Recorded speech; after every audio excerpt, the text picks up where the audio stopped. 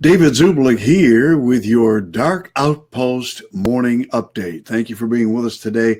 We do appreciate it very much. Hey, California is scrambling to find backup power as the risk of the blackouts continue to grow in that great state. The state is taking emergency measures to prevent the demand for power that is exceeding the available supply. Those of you living in the great state of California are probably aware of the power problems among everything else you got to deal with. Well, your power can go out at any time. It doesn't matter where you live. You don't have to live in California. It could be anywhere you happen to be, right? It's outside of your control for the most part. However, having backup power is completely within your hands. And that's why I love this wonderful little device here. It's called the Light Bug. Yeah, the Light Bug. It's an ultra bright wireless floodlight that's powered entirely by solar energy. Whether I'm working on the car, renovating the house, or doing some nighttime fishing, or even keeping an eye on the dogs in the backyard when there's no light back there, I'm using my Light Bug. I would never want to go through a power outage without it.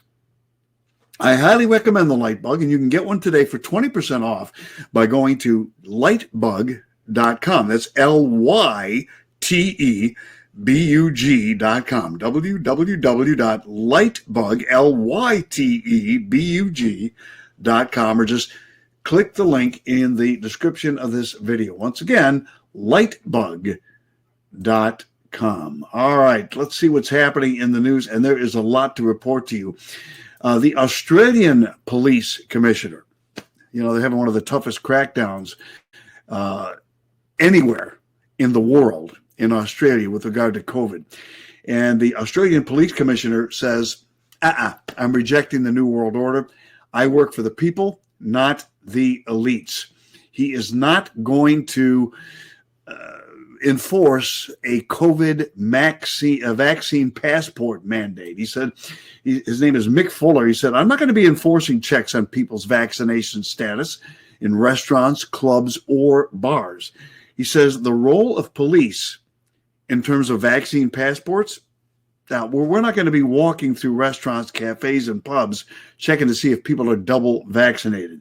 But we will certainly be assisting restaurant owners and shop owners if they are refusing entry to someone. We'll certainly respond to assist those people. Summit News is reporting that Health Minister Brad Hazard asserted that it would be the police's job to enforce the measures with regard to the vaccine passports, but it certainly doesn't look like it's going to happen at this point.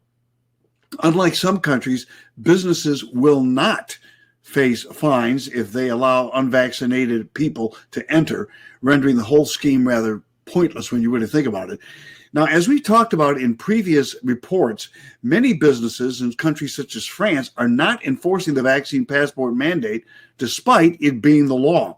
Melbourne has been rocked by unruly protests since the start of last week after a construction workers union demanded employees get their jab or lose their jobs. After construction workers staged a protest outside union headquarters with riot cops and special units normally reserved for anti-terror operations released on the Aussies, well, the government announced it would be shutting down all work related to industry for 2 weeks as a punishment. Meanwhile, New South Wales Health Chief Dr. Kerry Chant revealed the truth yesterday when she's let it slip that COVID lockdown measures will remain in place even if people take the vaccine. So what is the point? The fact of the matter is there isn't any point.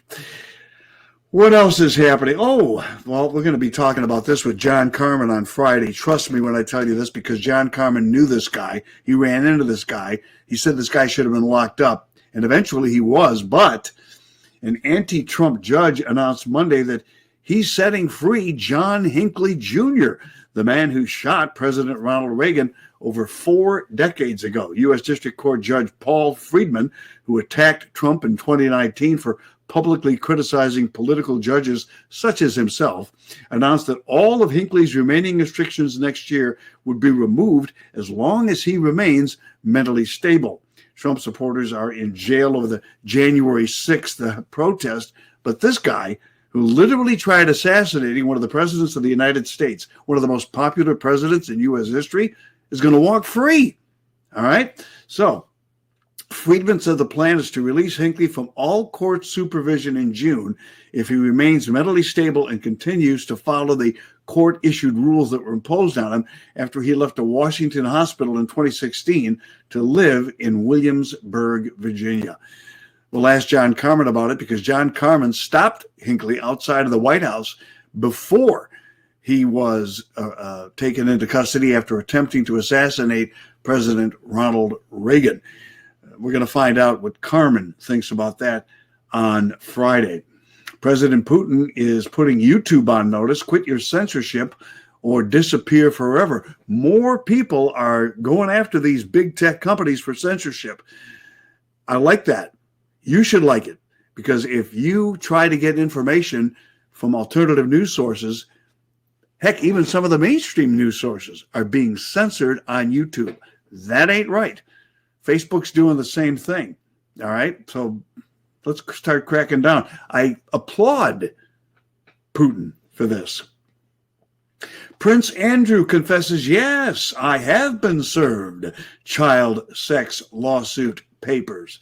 Yeah, Prince Andrew has finally admitted that he's been correctly served child sex trafficking lawsuit papers, prompting fears among the world's elite that their pedophile crimes could soon be exposed. Powerful politicians, Hollywood celebrities, and members of the British royal family must be extremely anxious right now as Prince Andrew looks to, well, he's going to face his accuser in a court of law. According to Virginia Giuffre, she was repeatedly raped by Prince Andrew and other powerful elites as she was trafficked around by Epstein when she was just a child.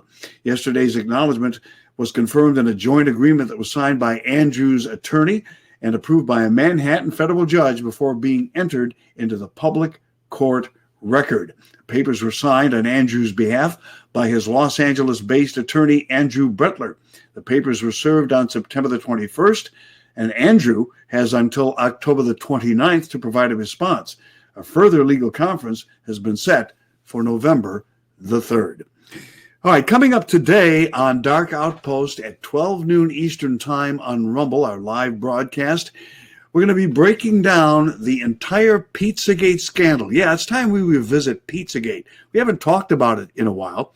Of course, one of our missions here in the Dark Outpost is to expose pedophilia and child sex trafficking here in the United States and around the world, to save as many children as possible, and to bring to justice those who would harm them.